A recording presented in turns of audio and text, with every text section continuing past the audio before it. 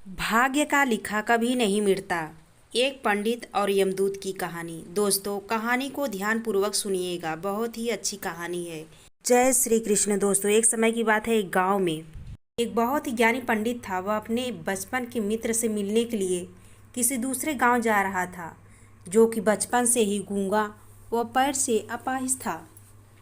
उसका गांव काफ़ी दूर था और रास्ते में कई और छोटे छोटे गांव भी पड़ते थे।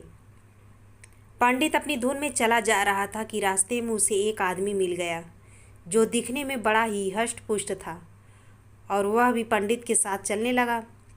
पंडित ने सोचा कि चलो अच्छा ही है, साथ चलने से रास्ता जल्दी कट जाएगा। पंडित ने उस आदमी से उसका नाम पूछा तो उस आदमी ने अपना नाम महाकाल बताया। पंडित को ये नाम बड़ा अजीब लगा, लेकिन उसे नाम के विषय में और कुछ पूछना उचित नहीं समझा। दोनों धीरे धीरे चलते रहे।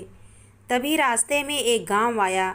महाकाल ने पंडित से कहा, तुम आगे चलो, मुझे इस गांव में एक संदेश देना है, मैं तुमसे आगे मिलता हूँ। ठीक है कहकर पंडित अपनी धुन में चलता रहा। तभी एक भैंस ने एक आदमी को मार दिया, और जैसे ही भैंस ने आदमी को मारा, लगभग तुरंत ही महाकाल वापस पंडित के पास पहुँच गया। चलते चलते दोनों एक दूसरे गांव के बाहर पहुंचे, जहां एक छोटा सा मंदिर था। ठहरने की व्यवस्था ठीक लग रही थी, और क्योंकि पंडित के मित्र का गांव अभी काफ़ी दूर था, साथ ही रात्रि होने वाली थी, सो पंडित ने कहा, रात्रि होने वाली है, पूरा दिन चले हैं, थकावट भी बहुत हो चुकी है, इसलिए आज की रात हम इसी मंदिर में रुक जाते हैं। भूख भी लगी है, सो भोजन भी कर लेते हैं और थोड़ा विश्राम करके सुबह फिर से प्रस्थान करेंगे। महाकाल ने जवाब दिया, ठीक है, लेकिन मुझे इस गांव में किसी को कुछ सामान देना है, सो मैं देकर आता हूँ, तब तक तुम भोजन कर लो, मैं बाद में खा लूँगा। और इतना कहकर वह चल पड़ा गए। लेकिन उसके जाते ही कुछ देर बाद उस गांव से धुआं उठना शुरू हुआ, और धीरे धीरे पूरे गांव में आग लग गई थी।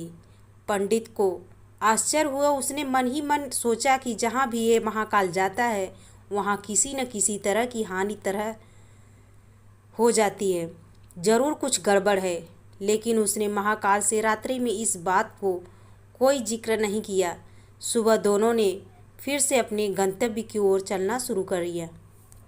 कुछ देर बाद एक और गांव आया, और महाकाल ने फिर से पंडित से कहा कि पंडित जी, आप आगे चले, मुझे इस गांव में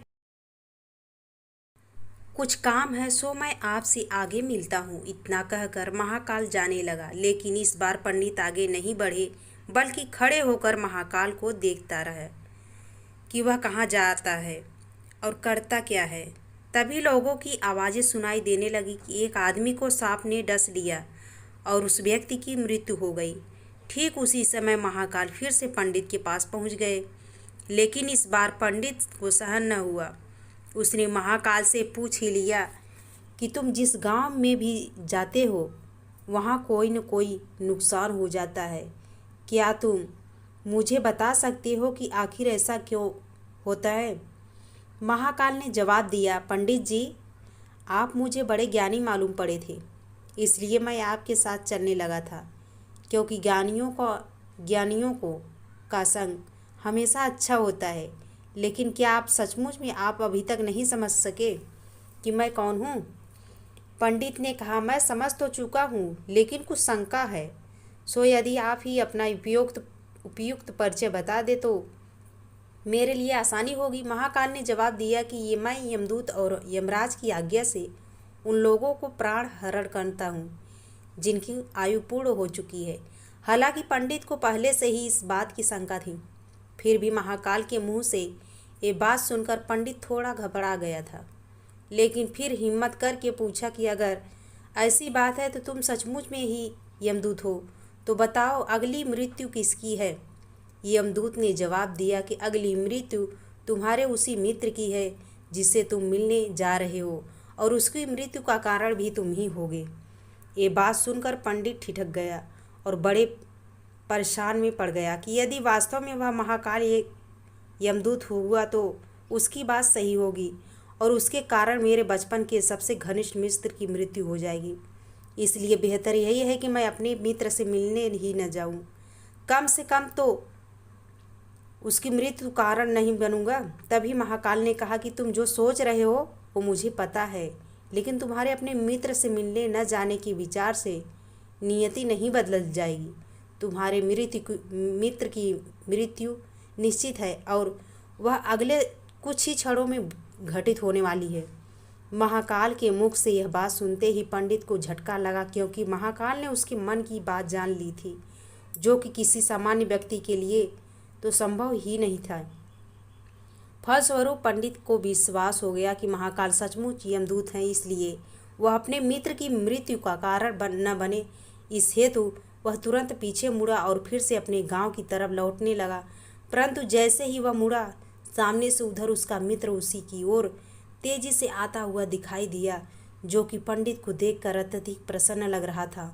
अपने मित्र के आने की गति को देखकर को ऐसा लगा कि जैसे कि उसका मित्र काफ़ी समय से उसके पीछे पीछे ही आ रहा था, लेकिन क्योंकि वह बचपन से ही गूंगा व पैर से अपाहिज था, इसलिए न तो पंडित तक पहुंच पा रहा था और न ही पंडित को आवाज़ देकर रोक पा रहा था। लेकिन जैसे ही वह पंडित के पास पहुंचा, अचानक न जाने क्या हुआ, उसकी मृत्यु हो गई। पंडित हक्का बक्का सा आश्चर्य भरी नज़रों से महाकाल की ओर देखने लगा, जैसे कि पूछ रहा हो कि आखिर हुआ क्या उसके मित्र को। महाकाल पंडित के मन की बात समझ गया और बोला, तुम्हारा मित्र पिछले गांव से ही तुम्हारे पीछे पीछे आ रहा था, लेकिन तुम समझ ही नहीं सकते हो कि वह अपाहिज व गूंगा होने की वजह से तुम तक नहीं पहुंच सका। उसने अपनी सारी ताकत लगाकर तुम तक पहुंचने की कोशिश की, लेकिन बुढ़ापे में बचपन जैसी शक्ति नहीं होती शरीर में, इसलिए हृदयाघात की वजह से तुम्हारे मित्र की मृत्यु हो जा गई है और उसकी वजह हो तुम, क्योंकि वह तुमसे मिलने हेतु तुम तक पहुंचने के लिए ही अपनी सीमाओं को लांघते हुए तुम्हारे पीछे भाग रहा था। अब पंडित को पूरी तरह से विश्वास हो गया कि महाकाल सचमुच में ही यमदूत हैं और जीवों के प्राण हरण करना ही उसका काम है। चूँकि पंडित एक ज्ञानी व्यक्ति था और जानता था कि मृत्यु पर किसी का कोई बस नहीं चल सकता, वह सभी को एक न एक दिन मरना ही है, इसलिए उसने जल्दी ही अपने प्राण को आपको संभाल लिया, लेकिन सहसा ही तुम्हारे पीछे भाग रहा था। अब पंडित को पूरी तरह से विश्वास हो गया कि महाकाल सचमुच में ही यमदूत हैं और जीवों के प्राण हरण करना ही उसका काम है। चूँकि पंडित एक ज्ञानी व्यक्ति था और जानता था कि मृत्यु पर किसी का कोई बस नहीं चल सकता, वह सभी को एक न एक दिन मरना है, इसलिए उसने जल्दी ही अपने आप को संभाल लिया। लेकिन सहसा ही उसके मन में अपनी स्वयं की मृत्यु के बारे में जानने की उत्सुकता हुई, इसलिए उसने महाकाल से पूछा, अगर मृत्यु मेरे मित्र की होनी थी तो तुम शुरू से ही मेरे साथ क्यों चल रहे थे? महाकाल ने जवाब दिया, मैं तो सभी के साथ चलता हूँ और हर क्षण चलता रहता हूँ, केवल लोग मुझे पहचान नहीं पाते, क्योंकि लोगों के पास अपनी समस्याओं के अलावा किसी और व्यक्ति, वस्तु या घटना के संदर्भ में सोचने या उसे देखने समझने का समय ही नहीं रहा। पंडित ने आगे पूछा, तो क्या तुम बता सकते हो कि मेरी मृत्यु कब और कैसे होगी? महाकाल ने कहा, हालांकि किसी भी सामान्य जीव के लिए ये जानना उपयुक्त नहीं है, क्योंकि कोई भी जीव अपनी मृत्यु के संदर्भ में जानकर व्यथित होता है। मृत्यु को जितनी आसानी से तुमने स्वीकार कर लिया है, उसे देख मुझे ये लगता है कि तुम अपनी मृत्यु के बारे में जानकर भी व्यथित नहीं होंगे। सो तुम्हारी मृत्यु आज से ठीक 6 महीने बाद आज के ही दिन, लेकिन किसी दूसरे राजा के राज्य में फांसी लगने से होगी। और आश्चर्य की बात यह है कि तुम स्वयं खुशी से फांसी को स्वीकार करोगे। इतना कहकर महाकाल चलते रहने का कोई कारण नहीं था। पंडित ने अपने मित्र का यथास्थिति को भी कर्मकांड संभव था और किया और फिर से अपने गांव लौट आया। लेकिन कोई व्यक्ति चाहे जितना भी ज्ञानी क्यों न हो, अपनी मृत्यु के संदर्भ में जानने के बाद तो व्यथित होता ही है और कुछ मृत्यु से बचने के लिए भी कुछ न कुछ करता है। तो सो पंडित ने भी किया। चूँकि पंडित विद्वान था इसलिए उसकी विख्याति उसके राज्य के राजा तक थी। उसने सोचा कि राजा के पास तो कई ज्ञानी मंत्री होते हैं और वे उसकी इस मृत्यु से संबंधित समस्या का भी कोई न कोई समाधान तो निकाल ही देंगे। इसलिए वह पंडित राजा के दरबार में पहुंचा और राजा को सारी बात बताई। राजा ने पंडित की समस्या को अपने मंत्रियों के साथ बांटा और उनसे सलाह मांगी। अंत में सभी की सलाह से तय हुआ कि यदि पंडित की बात सही है तो जरूर उसकी मृत्यु 6 महीने बाद होगी, लेकिन मृत्यु तब होगी जबकि वह किसी दूसरे राज्य में जाएगा। यदि वह किसी दूसरे राज्य में जाए ही न तो मृत्यु नहीं होगी। ये सलाह राजा को भी उपयुक्त लगी, सो उसने पंडित के लिए महल में ही रहने हेतु उपयुक्त व्यवस्था करवा दी। अब राजा की आज्ञा के बिना कोई भी व्यक्ति उस पंडित से नहीं मिल सकता था, लेकिन स्वयं पंडित कहीं भी आ जा सकता था ताकि उसे यह न हो लगे कि वह राजा की कैद में है। हालांकि वह स्वयं ही डर के मारे कहीं आता जाता ही नहीं था। धीरे धीरे पंडित की मृत्यु का समय नज़दीक आने लगा। राजा या किसी और से इस बीमारी का जिक्र करने अथवा किसी चिकित्सक से इस बीमारी का इलाज करवाने का तो प्रश्न ही नहीं था, क्योंकि पंडित अपनी मृत्यु को लेकर बहुत ही चिंतित था। और नींद में चलने की बीमारी का दौरा अक्सर तभी पड़ता है जब ठीक से नींद नहीं आ रही होती है। सो उसी रात पंडित रात को नींद में चलने का दौरा पड़ा। वह उठा और राजा के महल से निकलकर अस्तबल में आ गया। चूँकि वह राजा का खास मेहमान था, इसलिए किसी भी पहरेदार ने उसे न तो रोका न तो किसी तरह की पूछताछ की। अस्तबल में पहुंचकर वह सबसे तेज दौड़ने वाले घोड़े पर सवार होकर नींद की बेहोशी में ही राज्य की सीमा से बाहर दूसरे राज्य की सीमा में चला गया। इतना ही नहीं, वह दूसरे राज्य के राजा के महल में पहुंच गया और संयोग हुआ कि उस महल में भी किसी पहरेदार ने उसे नहीं रोका, न ही कोई पूछताछ की, क्योंकि सभी लोग रात के अंतिम प्रहर की गहरी नींद में सोए हुए थे। वह पंडित सीधे राजा के शयनकक्ष में पहुंच गया। रानी के एक ओर उस राज्य का राजा सो रहा था, दूसरी ओर स्वयं पंडित जाकर लेट गया। सुबह हुई तो राजा ने पंडित को रानी की बगल में सोया हुआ देखा। राजा बहुत क्रोधित हुआ। पंडित को गिरफ्तार कर लिया गया। पंडित को खुद ही समझ में नहीं आ रहा था कि वह आखिर दूसरे राज्य में और सीधे राजा के ही शयनकक्ष में कैसे पहुंच गया, लेकिन वहां उसकी सुनने वाला कौन था। राजा ने पंडित को राज दरबार में हाजिर करने का हुक्म दिया। कुछ समय बाद राजा का दरबार लगा, जहां राजा ने पंडित को देखा और देखते ही इतना क्रोधित हुआ कि पंडित को किसी फांसी पर चढ़ा दिया जाने का फरमान सुना दिया। फांसी की सज़ा सुनकर पंडित का कांप गया। फिर भी हिम्मत कर उसने राजा से कहा कि महाराजा, मैं नहीं जानता कि मैं इस राज में कैसे पहुंचा। मैं ये भी नहीं जानता कि मैं आपके शयनकक्ष में कैसे आ गया और आपके राज्य के किसी भी पहरेदार ने मुझे रोका क्यों नहीं। लेकिन मैं इतना जानता हूँ कि आज मेरी मृत्यु होनी ही थी और उन्हें होने जा रही है। राजा को ये बात थोड़ी अटपटी लगी। उसने पूछा, तुम्हें कैसे पता कि आज तुम्हारी मृत्यु होनी थी? कहना क्या चाहते हो तुम?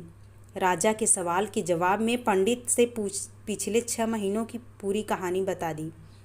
कहा कि महाराज, मेरा क्या, किसी भी सामान्य व्यक्ति का इतना साहस कैसे हो सकता है कि वह राजा की उपस्थिति में राजा के ही कक्ष में रानी के बगल में ही सो जाए। ये तो सरासर आत्महत्या ही होगी और मैं दूसरे राज्य से इस राज्य में आत्महत्या करने क्यों आऊँगा। राजा को पंडित की बात थोड़ी उपयुक्त लगी, लेकिन राजा ने सोचा कि शायद वह पंडित मृत्यु से बचने के लिए ही महाकाल और अपनी मृत्यु की भविष्यवाणी का बहाना बना रहा है। इसलिए उसने पंडित से कहा कि यदि तुम्हारी बात सत्य है और आज तुम्हारी मृत्यु का दिन है, जैसा कि महाकाल ने तुमसे कहा है, तो तुम्हारी मृत्यु का कारण मैं नहीं बनूंगा। लेकिन यदि तुम झूठ कह रहे हो तो निश्चित ही आज तुम्हारी मृत्यु का दिन है। चूँकि पड़ोसी राज्य का राजा उसका मित्र था, इसलिए उसने तुरंत कुछ सिपाहियों के साथ दूसरे राज्य के राजा के पास पत्र भेजा और पंडित की बात की सत्यता का प्रमाण मांगा। शाम तक भेजे गए सैनिक फिर से लौटे और उन्होंने आकर बताया कि महाराज, पंडित जो कह रहा है वह सच है। दूसरे राज्य के राजा ने पंडित को अपने महल में ही रहने की संपूर्ण व्यवस्था दे रखी है और पिछले 6 महीने से पंडित राजा का मेहमान था। कल रात राजा स्वयं इससे अंतिम बार इसके शयन कक्ष में मिले थे और उसके बाद इस राज्य में कैसे पहुंच गया, इसकी जानकारी किसी को नहीं थी।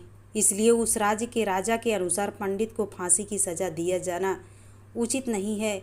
लेकिन अब राजा के लिए एक नई समस्या आ गई कि चूँकि उसने बिना पूरी बात जाने ही पंडित को फांसी की सज़ा सुना दी थी, इसलिए अब यदि पंडित को फांसी न दी जाए तो राजा के कथन का अपमान हो, और यदि राजा द्वारा दी गई सज़ा का मान न रखा जाए तो पंडित की बेवजह मृत्यु हो जाए।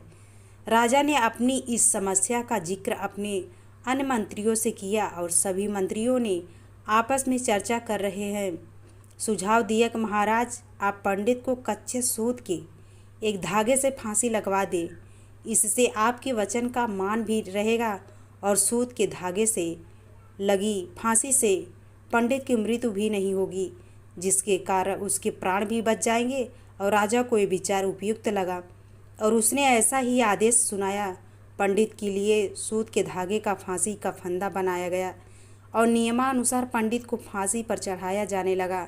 सभी खुशी थे कि न तो पंडित मरेगा न तो राजा का वचन झूठा पड़ेगा। पंडित को भी विश्वास न था कि सूत के धागे से तो उसकी मृत्यु नहीं होगी, इसलिए वह खुशी खुशी फांसी पर चढ़ने को तैयार था, जैसा कि महाकाल ने उसे कहा था। लेकिन जैसे ही पंडित को फांसी दी गई, सूत का धागा तो टूट गया, लेकिन टूटने से पहले उसने अपना काम कर दिया था। पंडित के गले की नस कट गई चुकी थी उस सूत के धागे से और पंडित जमीन पर पड़ा तड़प रहा था। हर धड़कन के साथ उसके गले से खून की फुहार निकल रही थी और देखते देखते ही कुछ ही क्षणों में पंडित का शरीर पूरी तरह से शांत हो गया। सभी लोग आश्चर्यचकित हक्के बक्के से पंडित को मरते हुए देखते रहे। किसी को विश्वास ही नहीं हो रहा था कि एक कमज़ोर से सूत से धागे से किसी की मृत्यु हो सकती है। लेकिन घटना घट चुकी थी। नियति ने अपना काम कर दिया था। जो होना होता है वह होकर ही रहता है। हम चाहे जितनी सावधानियां बरतें या चाहे जितने उपाय कर लें, लेकिन हर घटना, उस घटना का सारा ताना बाना पहले से ही निश्चित था, जिसे हम धरती पर ही इधर उधर नहीं कर सकते। इसलिए ईश्वर ने हमें भविष्य जानने की क्षमता नहीं दी है ताकि हम अपने जीवन से ज़्यादा बेहतर तरीके से जी सकें।